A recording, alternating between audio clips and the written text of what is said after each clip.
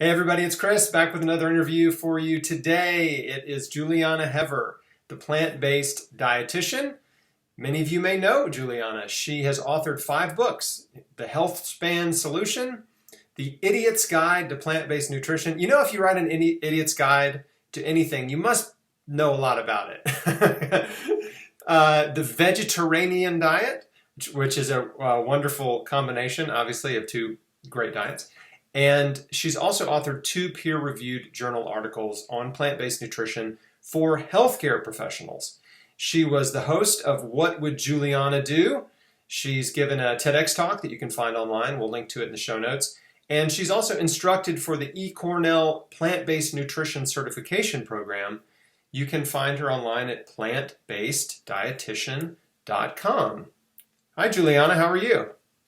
Hi, Chris. I'm great. Thank you. How are you doing? Doing great, feeling good, excited to do this interview. I've been an admirer of you and your work, and you've influenced a lot of people in the health and wellness world, and you're a fellow crusader for plant-based eating and disease prevention and reversal. And so, yeah, it's just great to connect. Thank you so much. I appreciate you saying that, and it is great to connect. So how did you get into plant-based eating? Like, was there something going on in your life? Did you have health challenges? Like, what led you down this path? I don't think I realized how extraordinary this would be, but I had a feeling. And it kind of, all this world emerged when it started when I was a teenager. There's like 2 different sides to this story.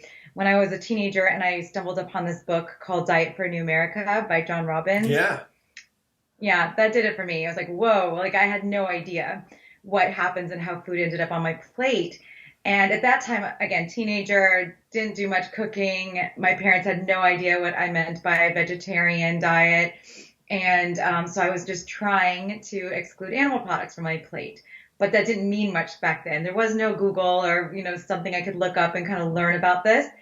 So I proceeded as long as I could until my parents, I always say they staged an intervention because they were so worried about me, eating my rice cakes and granola bars and not my vegetables, fruits, whole grains, legumes, mushrooms, nuts, seeds, herbs, and spices because I didn't know about that really quite yet. And so they had their friend, this nurse, they took me to a steakhouse and proceeded to warn me that I'm going to be deficient in B12 and iron and protein and, the usual suspects. And of course, as a young girl, I was like, oh, that's kind of scary. And they scared me back. So I remember that I talked about this in Vegetarian Diet, it was a teriyaki steak and there was a big pineapple ring on top. And I remember cutting into it. It's like, once you know, you can't unknow. And it was a really emotional experience for me eating that first bite. But as we all do, everything about food is habit. And so I, got back into the regular standard way of eating. And then I still was like, this can't be the whole story. Like, I just knew there had to be more. And so I continued to investigate it and went to undergrad as, I was doing pre-med, so I was getting a lot of medical training, but I was also doing acting. I ended up going back to acting as an adult. I grew up in Los Angeles, so it's kind of common here.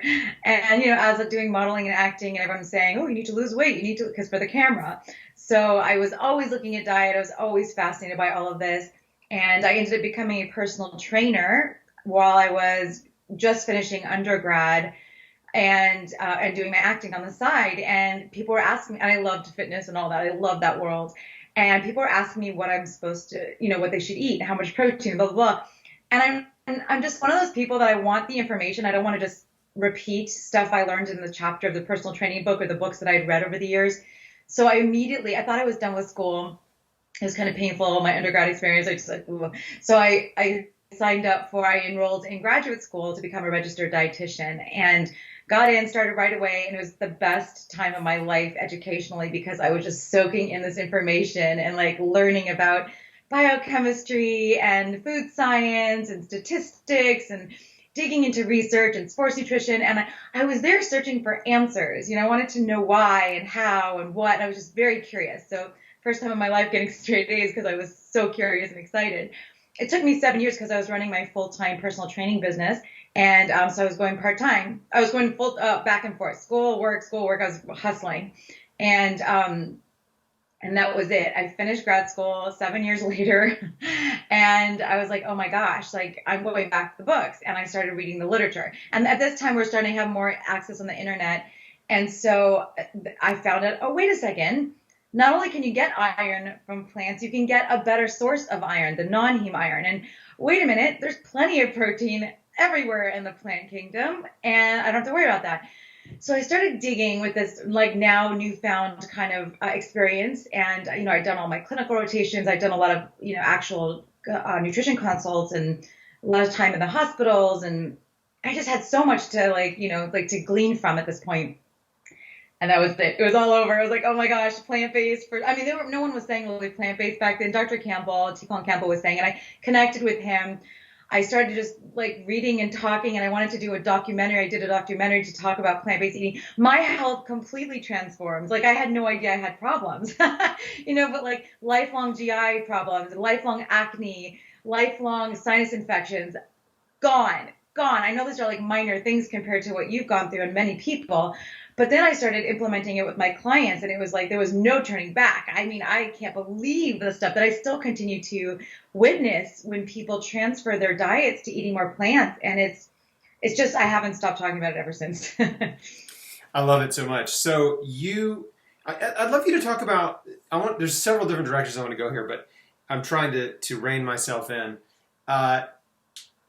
Can we talk about what dietitians are taught? Because there's a lot of dietitians out there, right? Every year more are graduating and all this kind of stuff. And what they're teaching dietitians is not what you are teaching. So what's the disconnect? There's a major disconnect. I'm a really like out there dietitian. There's vegan dietitians. I'm like out there with the regular dietitians because I'm plant-based. I call myself a plant-based dietitian when, 2008 or whenever I just started this journey. And now there's lots of plant-based dietitians. It's kind of funny because it was like this weird concept at the time.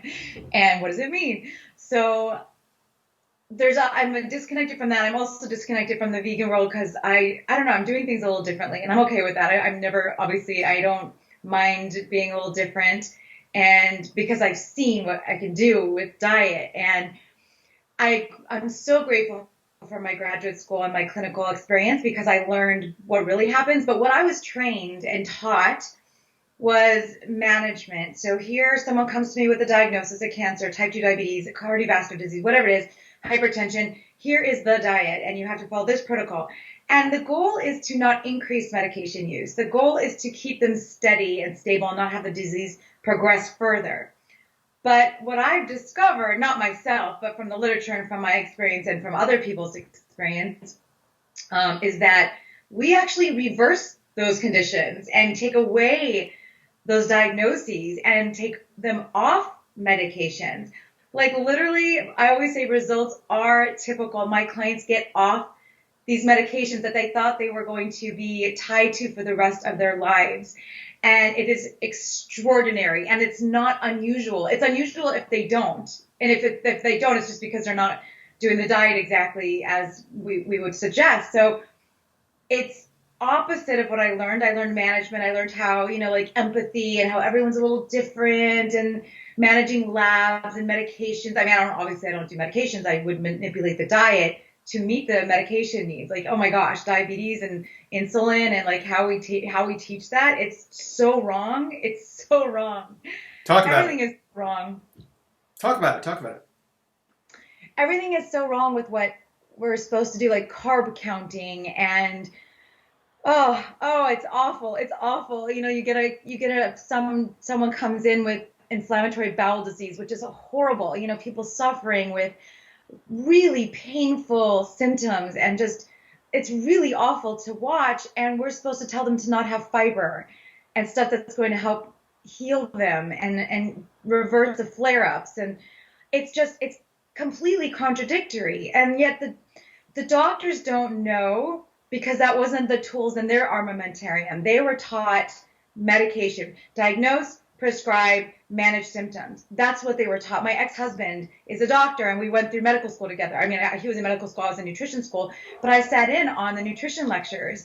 And I know exactly what doctors learn, which is why I teach doctors now. I teach hundreds of thousands, not hundreds of thousands, but hundreds and now thousands, because it's growing so much. The interest, thankfully, is growing.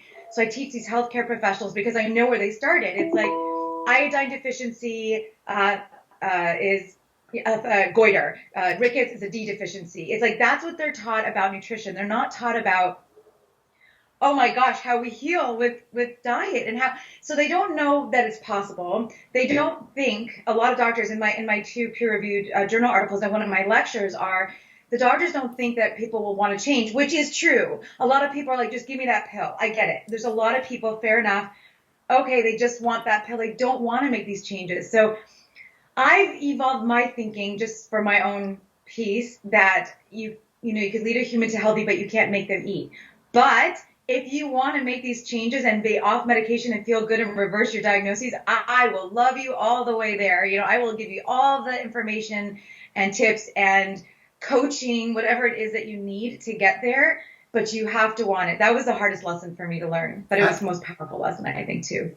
I had to learn that exact same lesson because you want to help everybody, you want to evangelize, you want to convert everybody. And I say this over and over, I'm like a broken record, but sometimes the people that you want to help the most are the people that you cannot help. You just can't. They don't want to change, right? But at the same time, it's not an excuse for doctors. Obviously doctors are not trained in nutrition, especially nutrition that promotes health and healing. But this sort of attitude like, oh, they're not going to follow my advice anyway. They're not going to quit smoking anyway. They're not going to lose weight anyway. What's the point? And the reality is, yeah, some people won't change, but some people will. And you lose those people. There's some percentage of the population. Is it 1%? Is it 10, 20? I don't know exactly. But there is some percentage of the population that actually does want to change.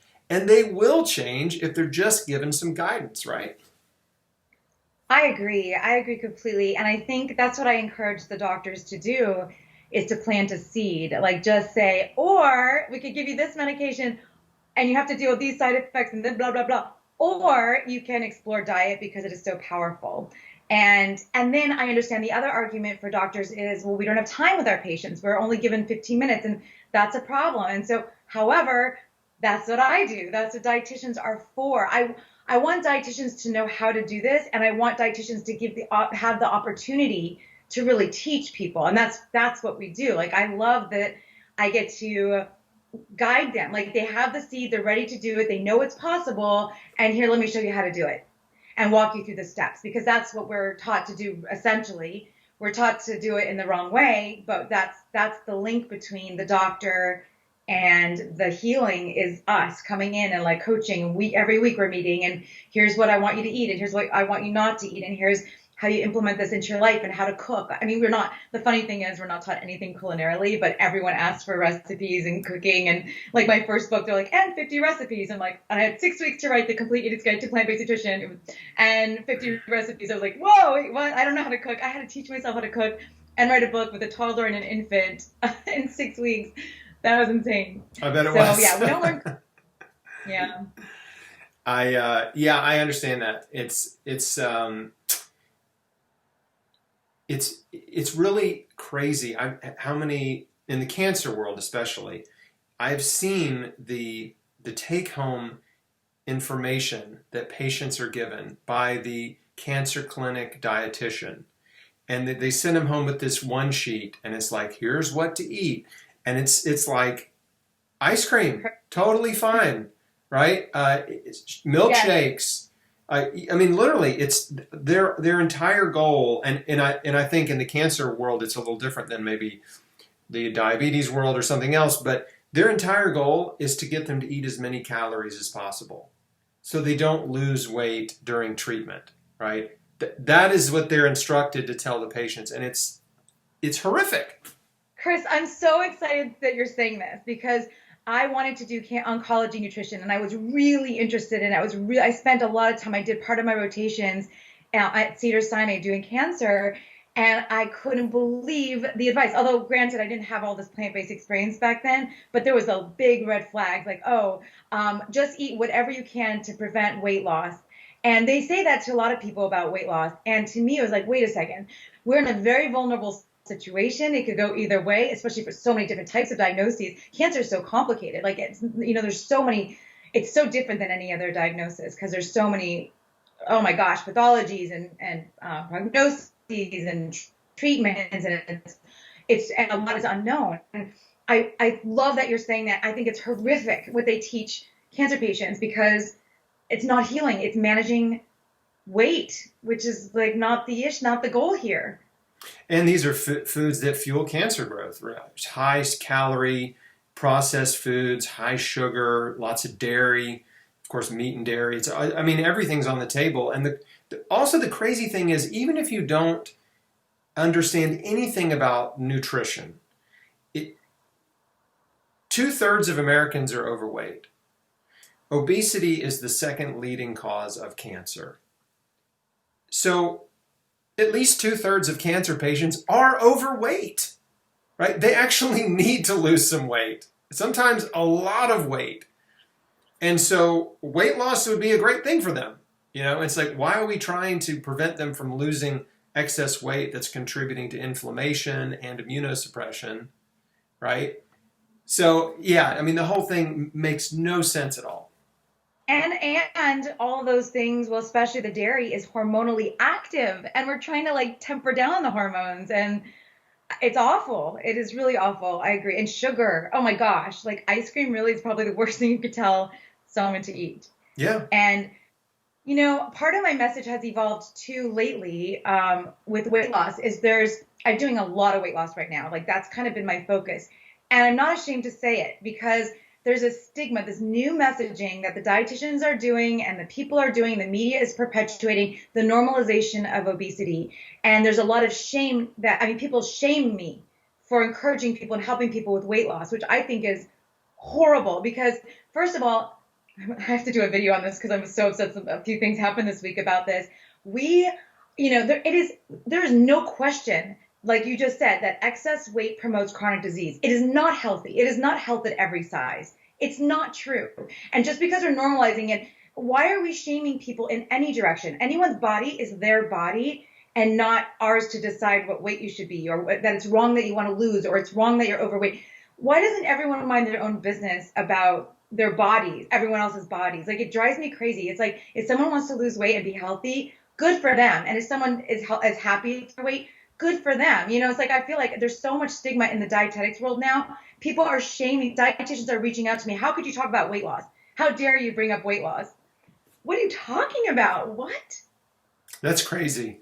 Yeah, and I'm seeing it too. It's crazy that dietitians are coming after you. That really surprises me that it has now gotten this far into absurdity because, I made a video about this maybe last year, a short video about, about fat shaming and obesity. And because as a patient advocate, as a survivor and a patient advocate, like my mission, my calling is to encourage and inspire and help educate whoever wants to listen on the best ways to prevent and heal cancer, the things that they can do to help themselves. And weight loss is at the top. It's the top of the list because what I said earlier, obesity is the second leading cause of cancer. So it's like, and I'm not like, I'm not advocating that we be mean to someone who's overweight, right?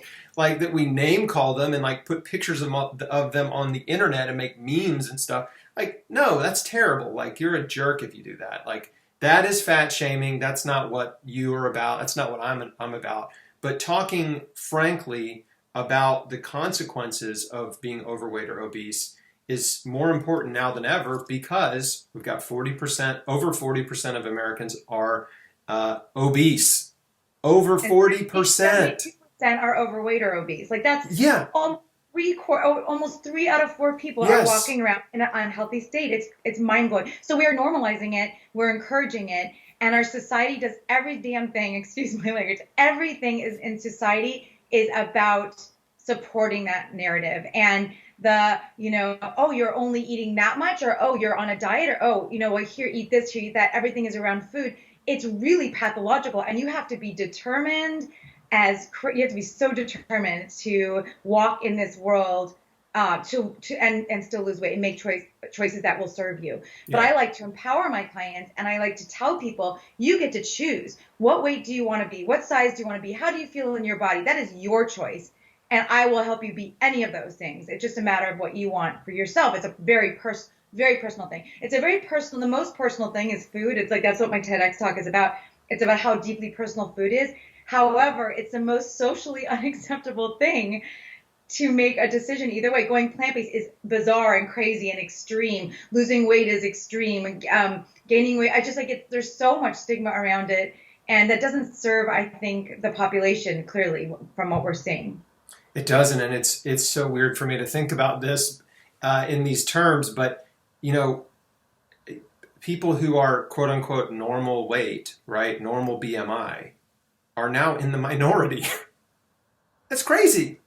Right? It's crazy that we're now in the minority. So now the majority of Americans, anyway, are overweight or obese, and you know, it's like we're a little group trying to convince the masses, you know, that hey, this is an unhealthy road. There's suffering and disease. If you don't have it now, it's in your immediate future. It's coming if you maintain this state.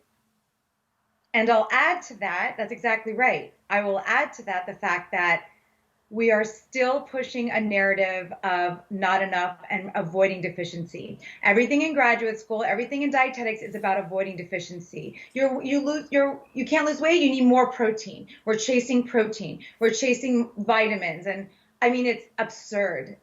Yeah. We are chronically overnourished. We are not dealing with people that are dealing with, I haven't seen deficiency barely at all, unless someone's not taking B12 on a plant-based diet. That's a big concern of mine. But yeah, it's bizarre. And D3 deficiency is actually pretty common, especially if you're overweight. Yep. Because and the mechanism, as far as I understand, the mechanism is actually unclear as to why people who are overweight and obese have chronically low vitamin D3. I know the answer. Okay. I think fat gets in the way of the UVB radiation, the UVB rays that we need to be penetrating our skin, that gets converted via the liver and the kidneys into active vitamin D, 125 dihydroxy vitamin D. And so that's a mechanism. It's basically like shielding us, just like darker skin. The darker skin we have, the more sun we need, just like the fact that we're all indoors more, and because more people are obese and overweight. So maybe that's a connection. But I think the mechanism, like mechanistically, I think it's just UVB rays not being able to penetrate into our skin adequately. Thank you. Great. I just learned something. I love it. So, but yeah, I'm with you about everyone. I mean, this is a very, very routine conversation that I have. I'm asked this question all the time, as are you. Where do you get your protein? Right? We've been the protein industry, meat and dairy industry, plus the protein supplement industry, which is multi-billion-dollar industry, right? They are all pushing protein, right? They're all selling protein, and it's marketing. And so they have successfully infiltrated the minds of all Americans and many people in other countries, right, who have now become obsessed with protein and think they need more. And I'm frequently asked by someone who is overweight, right? This is a typical sort of avatar of a person that's trying to get healthy, and they're overweight, and they're like, well, where am I going to get my protein? And my answer, not trying to be rude, but I'm like, you got too much protein. Don't worry about the protein. Like you've had more protein than you need.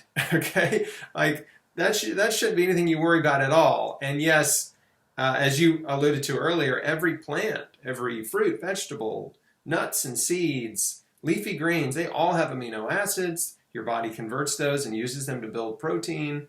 And if you eat 2 or 3 nice sized meals a day, you'll get all the protein you need, right? You know, I literally have never seen a protein deficiency in 25 years in the health and fitness industry. That said, it would come along with someone that's malnourished for like an anorexia or something like that.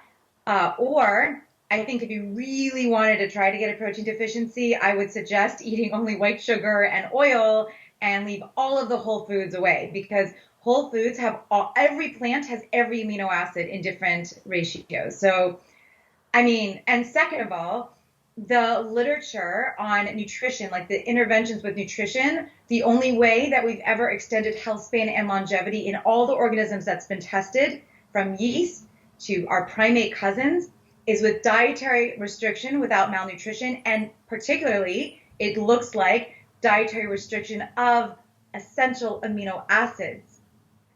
So think about that, like less protein extends life. And it looks like we're going to start recommending minimizing your essential amino acids, which is crazy. It's the opposite of what everyone's saying. All those branched chain amino acids, all the slugging those protein everywhere. And, you know, when you go to the gym, when we go back to the world again, because I was a big gym rat before all this, it's all you hear the trainers talking about. I was doing it too. I mean, I was eating 18 egg whites a day and chicken breasts and veggies. Like that's the trainer's diet. I was doing it and I was sicker than ever. I felt, I mean, for what I was, again, relatively speaking, I just felt awful. Yes, you can get plenty of protein from plants. And in fact, we don't want to get so much. We get too much. Most of us get too much. And I also really, when I'm doing weight loss with clients and now I'm doing the support group, when you do that, I'm really focusing on, it's okay. You're losing weight. You need to put yourself in a deficit. I don't want people on this diet roller coaster where it's like they gain and they lose. They're always losing weight. Like it's torture. Get it done. Go through a period of deficiency. We have adipose tissue is by definition stored energy. We will survive on our stored energy during times of deficit. You will be okay. In fact, you will thrive because you're plowing through body fat. So I like to decouple weight, health and optimal nutrition with a deficit that is required for weight loss. There's no way around it. It's not fun or entertaining or exciting to go into a deficit, but it's required if you want to lose weight. But the good thing too, though, is that a person who is trying to lose weight, at least in my experience in our community, is that when a person eats a ton of whole plant foods, especially vegetables, giant salads, fresh fruit, they don't have to deprive themselves. Like they don't have to be hungry, because whole foods have naturally less calories than meat and dairy and processed food. And so it's not this like sort of Jenny Craig approach where it's like, oh, I just get this tiny little meal and I just have to be hungry for the next 4 hours until my next tiny little meal, right? I mean, what I tell people, I'm like, look, you can stuff yourself with fruits and vegetables and you're going to lose weight.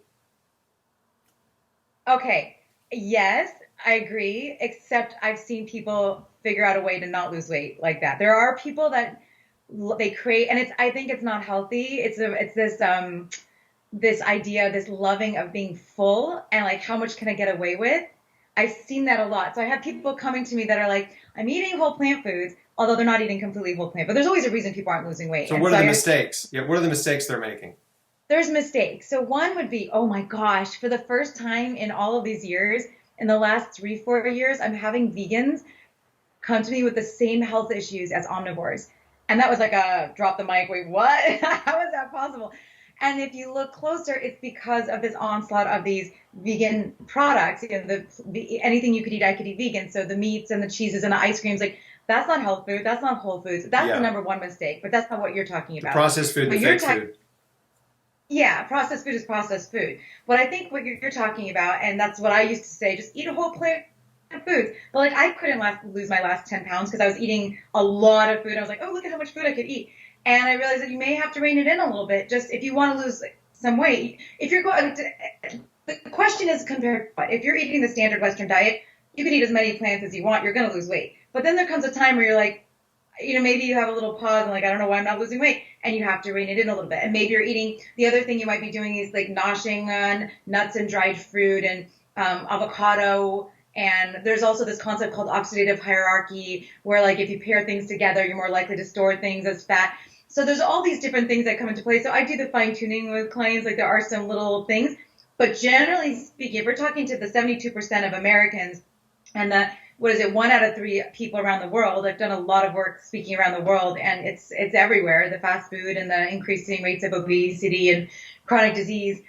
If you want to speak to that, yeah, switch to whole plant foods and don't even worry about how much, because you're going to do so much better like that, starting there. That's a great place to start. I don't want people to think it's limiting and restricting, because it is a change. And volume-wise, yeah, I mean, everyone agrees also that you should be eating half your plate should be fruits and vegetables.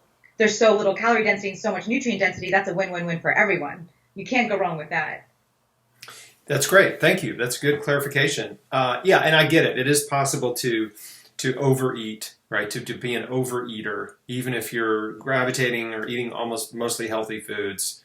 It is possible just to be like, hey, you're just eating too much food. Like, let's dial it down a little. Yeah. Okay, so what's your opinion on the ketogenic diet? Oh my gosh. Do Well, you need to take a sip first? This is going to be a long, I didn't want to spit it out. No. right. This might be a long diatribe. No, it's actually not going to be a long diatribe. Okay, so obviously a keto diet that's meat heavy is just, why would you do that to yourself? You could lose weight, but you could also lose weight with things like, cocaine and, medications, but that's not healthy. And weight loss isn't the only goal. Like, that's what I love about what I teach, what you teach, is that you could lose weight and be healthy at the same time and have nutrient, amazingness. Like, there's such a beautiful array of what you get from plants. So if you want to do the plant-based keto thing, which is a little movement in that direction, I still go, well, why? Like, what is the reason? You can go into ketosis eating a plant-based diet, even a starch-based plant-based. It just is such a nonsense thing. I get so frustrated with macro confusion. And this is the perfect example of macro confusion and how it could evolve and fork off into these crazy different paths that make no sense biologically. And what I say when I say macro confusion, it's carbs, protein, and fat don't matter at all. They really don't matter. They're meaningless. They're biochemistry terms. We need to abandon them. The ultimate, for me, example of this was the article in 2018 in the Lancet journal that concluded that it was I think it was a meta-analysis or systematic review, I can't remember exactly, but the conclusion in the title was high carb diets and low carb diets increase mortality. Right. What do you do with that information? So from the regular average person trying to understand nutrition to the researcher at the top of its field, the person that is literally doing and navigating these studies and creating these studies, to the doctors and healthcare practitioners, and let alone the media that loves to spin things out of like wherever they're going, whatever their goal is, and the marketers and the food marketers, nobody knows what to do with protein, carbs, and fat. That's why we have never come to the perfect macro ratio that we need to follow for optimal health or whatever. It's nonsense. And that's why my message is so begging everyone to switch away from protein, carbs, and fat so we don't have things like keto diet, and switch it to eating that list of vegetables, fruits, whole grains, legumes, mushrooms, nuts, seeds, herbs, and spices in infinite tasty combinations. And then I use a mnemonic called the 6 Daily Threes, which helps you prioritize which foods are ideal for nutrition and all that. But oh my gosh, until we get rid of protein, carbs, and fat as food groups, no one's going to have any sense of any of it. That's such a really, really important thing I'm so glad we went there, because I don't think about protein, carbs, and fat. I don't worry about them. I don't count them. I have in the past out of curiosity, just to see, okay, what are my ratios? I'm just curious, the way I eat, what is it, But yeah, generally speaking, there's no point, right? There's no point in trying to count your carbs or your fat grams or your protein grams. If you're eating tons of fruits and vegetables, tons of plant food, you're going to get what your body needs. You're going to get the broadest array of vitamins, minerals, enzymes, antioxidants, all these wonderful phytochemicals in plant food that serve your body in really infinite ways that we don't even fully understand. And for the majority of the population, you will also lose weight and get much closer to a healthy BMI, or get to a healthy BMI. And so that's so important. But yeah, no, everyone's obsessed with this low carb, high carb sort of war of ideas. And the keto thing for me, I'm asked about it all the time, because in the cancer world, this sort of keto for cancer thing is the latest fad. And the clean keto idea, this vegan keto, is probably the most difficult way to eat a keto diet, because it's so restrictive. I mean, what can you eat? Avocados, nuts and seeds, and coconut oil? I mean, you have to exclude so much of the plant kingdom to eat a plant-based keto diet. It makes no sense. There's no reason. There's absolutely no reason. It's ridiculous. And oh my gosh, coconut oil, don't get me started on that. Like why would you do that to yourself No, anyway? get started. I'm getting you started on it. Okay. It's like this miracle food that's so not a miracle food at all. I mean, I love it. I put it on my hair. I put it on my skin. It's really nice. It goes in your skin really nice. It smells good. It's tropical. It is like really high in saturated fat. And it's like, well, it's medium chain triglycerides, blah, blah, blah. Okay, finally we got a review study 2 years ago. Was it 2018 or I think it was 2018, maybe 17. Yeah, no, it's just almost as bad as butter, we'll say. So here's the thing. The American Heart Association, not plant-based by any stretch of the imagination, it's just the American Heart Association. They recommend on their website, boldly state, no more than 5 to 6% of total calories should come from saturated fat. Again, not that I'm asking anyone to calculate anything. I do it for fun too. Sometimes I'll throw it in and just see what I'm eating just to know.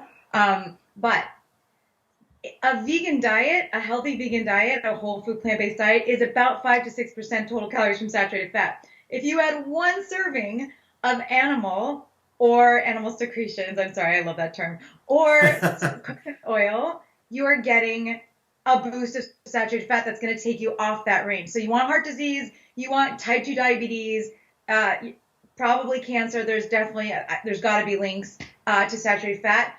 Boom. Like why? And people are like, what's that mouth thing that they swish in their mouth? I forget what it's. Oil pulling. What's the word? Yes, they're oil pulling it. They're putting it in their everything, and they're cooking with it, and they're thinking they're eating so healthy. Pitfall, major pitfall. Don't recommend it. I must admit, and this is not the first public admission here, but I was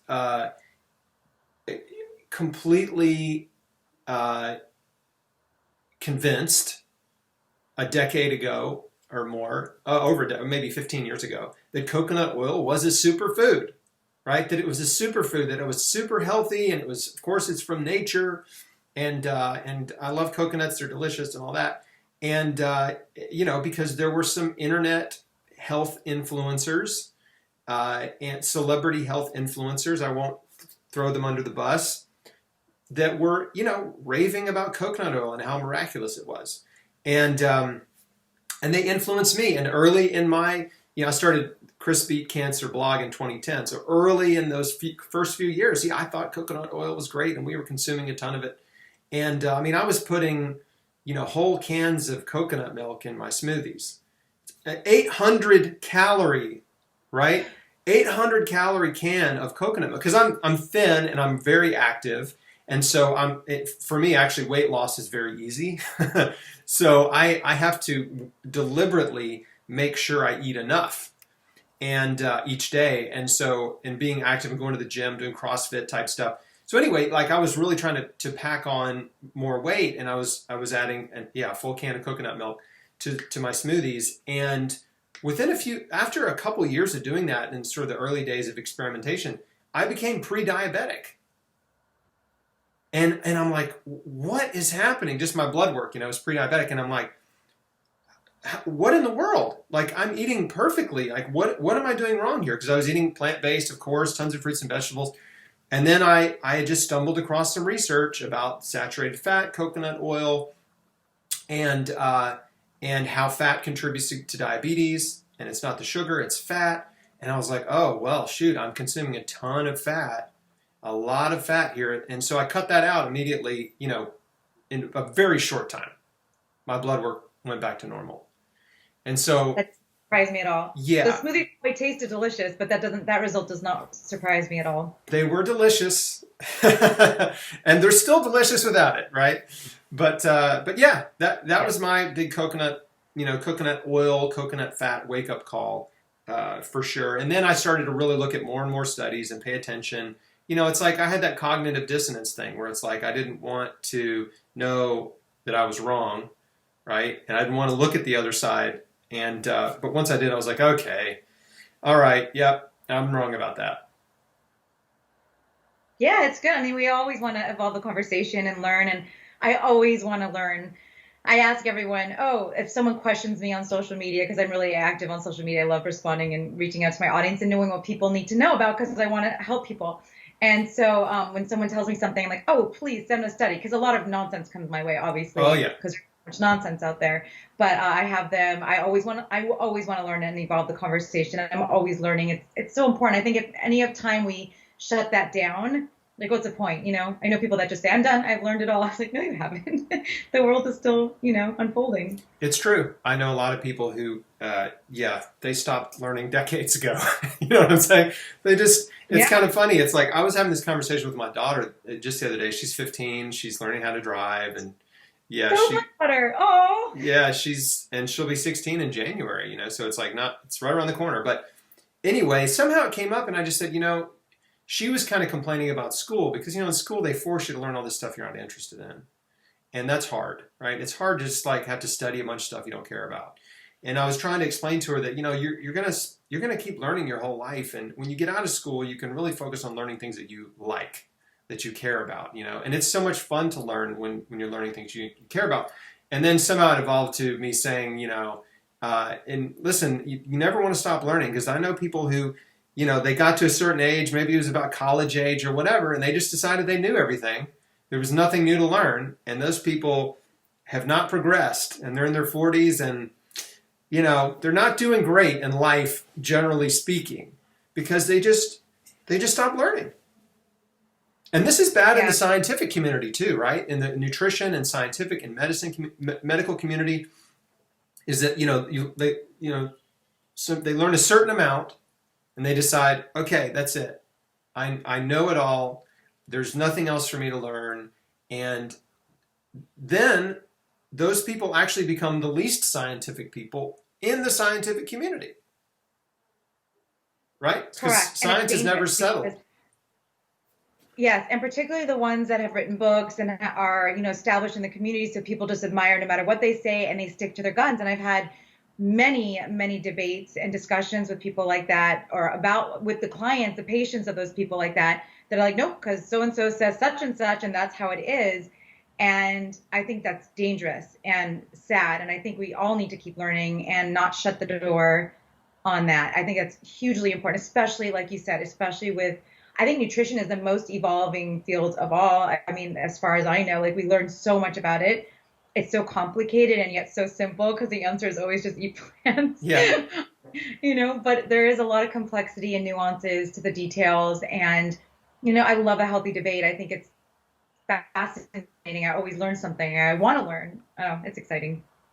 Yeah, it is. Right. If you've got a book called The Paleo Whatever, it's like you've kind of entrenched yourself as a paleo guy, and it's going to be really hard to walk away from that, once you've written a book about how great paleo is, because that was the big fad 10 years ago, And so, I get it. There's a lot of influencers that sort of, they stake their claim in this thing, and now it's like they're fighting tooth and nail to preserve, their sort of reputation and the advice that they gave, and they don't look at any new evidence. And yeah, it's tough. But don't you have more respect for the people that will say, oh, I'm going to walk away from this because I learned such and such? Yeah. That's awesome. Yeah. I know. I think we all as humans have to continually remind ourselves we don't know everything. We've got to keep learning. Like, for me, I've learned a lot, and there's a lot of things that I feel very confident about, right? My opinions about nutrition, for example. I'm very confident because I've spent so many years, 17 years, reading and researching and studying and learning from survivors and from my own experience. So I have a foundation of knowledge that I feel very confident in. But at the same time, I have to keep that in check and remind myself, like, you just need to stay open. Like, stay open to new ideas, to new information. Like, just stay open. I love it. I respect that. So what are you working on now? What's your next project? So many things. I'm so excited. I'm still seeing clients one-on-one. I still do individual coaching, and I've been doing a lot, like I said, a lot of weight loss, because I've just become so passionate about empowering people to, decide what they wanted, to choose themselves. And I have all these tools and things that I want to help them with. And it's been really exciting because the results are, oh my gosh, extraordinary, like mind blowing and life transforming. I've watched people transform their lives during this process where they're like starting, oh my gosh, new adventures. It's been so mind-blowing and exciting for me. So I'm doing a lot of that. So I wanted to reach more people because I only have so many hours in the day. And so I started a weight loss support group, which is really fun because now I get to work with the group. It's not as one-on-one, but the accountability is happening within the group. And I just launched it last week. So I'm really excited about that. And of course, this is evolving into my next book. And I'm talking to my publishers right now. So that'll be the next book, which I'm really excited about. And developing programs. And, I just want to like share all this information because it's like everyone gets better. Like results are typical. I love seeing this every day. And I can't talk about it loudly enough. Like I just want everyone to eat more plants. Eat more plants. Where can people find out about, what you're doing now? At plantbaseddietitian.com?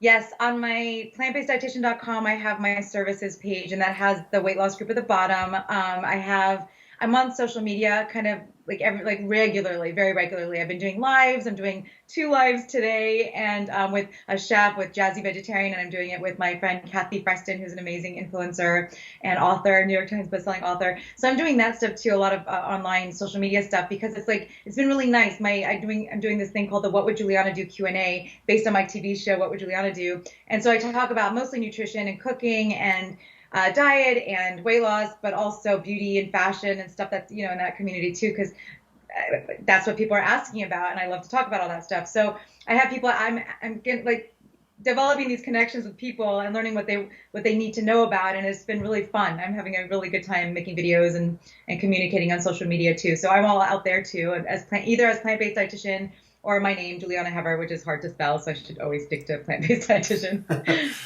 How old are your kids now? Well, I have a 15-year-old daughter who will be 16 in July, so they're Whoa! both 5, right? Is she driving? Are you teaching her to drive? No, my ex-husband is. Okay, all right. I'm a little nervous about it, but she's doing really well. Really cute. I've taken her a couple times, and she's really excited about it. And my son is 13. Do you have more than your daughter? I do. 2 daughters. They're about the same age, though, 15 and 12. Aww. Yeah. They're That's sweet. awesome. They're a little sassy right now, but they're still, there's still some sweetness. So Get those glimpses of sweetness that will counteract all that sassy, right? yeah. We're, obviously the little one, that 12, 6th grade, that is such a big kind of transition year when they really start to go from being, in my mind, like little, you know what I'm saying? They still feel and act like little, like a kid, to, this sort of tween and junior high and kind of growing up, maturing more. And it's hard as a dad to watch my little one kind of, become a little more mature and independent and, whatever. But that's life. Oh, I know. And what's so interesting, I have the experience of both the girl and the boy, because my boy is going through that now, but it's so different as a boy. Because forget the physical stuff, but it's just not as sassy, but it's a different kind of difficult. It's interesting. Kids are interesting. Oh my goodness. I wish there was a parenting manual that really worked. So many out there. Yeah. Yes. Well, that's great. That's exciting. It's been really fun to hang out and talk to you and get to know you more. And I just love what you're doing. Please keep it up. And of course, we'll link to your social media and your website and all that stuff in the show notes so people can find you and link to your books on Amazon and all that. So, it's been really fun. I know we run around a lot of the same circles, and when the world opens up and gets back to normal, maybe I'll see you at a conference or an event. Have you ever spoken on the holistic cruise? Oh, by the way, likewise to you. I love what you're doing. I'm so excited to meet you because this is amazing what you're doing, and so I'm really happy to meet. I just 2 years ago finally got the invitation. I wanted to speak on that so bad, and had an amazing time, and then did it again last year, and then COVID. So I was on the virtual cruise this year. Yeah. Well, we were both on the virtual cruise this year. And I was on the boat at the beginning of the year, the actual cruise in February, right before COVID. So anyway, that's right. Yeah. Things were happening around the world, and we were on the boat going, I hope it's okay. I hope everything's going to be okay. Because it was early February. So it was just news stories were starting to kind of matriculate. But I flew home from Thailand through Hong Kong on January 20th, and there were Oh, hazmat suits when we landed in Hong Kong. Like it was just, and I was like, what's going on? We've been in Thailand for 3 weeks. Like, what's going on? And they weren't talking about it yet there. At least I wasn't paying attention because I was working. But we like got home in the nick of time because otherwise 3 days later I would have been stuck out of the country. whoa. That's a close call. Yeah, you too. Yeah, yeah. We made it home, had a great cruise. Like as far as we knew, nobody on the boat got sick or anything, and it was really fun. And they, I was supposed to come back and speak, or I think they've canceled the 2021 cruise, right, or whatever. But anyway, they do want me to come back and speak, and I'm sure they want you to come back and speak. So maybe we'll see each other on a cruise ship at some point in the future. I hope so. I hope so. Cheers to that. Yeah. All right. Well, it's super fun. Thanks a lot, Julieanna Hever. You're awesome. Keep doing your great work. Thanks for watching, everybody. Please share this video with people you care about. We need to spread this message. Plant-based nutrition is awesome. It can help you heal and prevent disease. And, your choices matter. You don't have to be a victim of disease. You can make different choices today that'll affect your health and your future tomorrow. So why not? All right. Thanks again. Thank you so much. You're amazing. See Take ya. Bye, care. Juliana. Bye.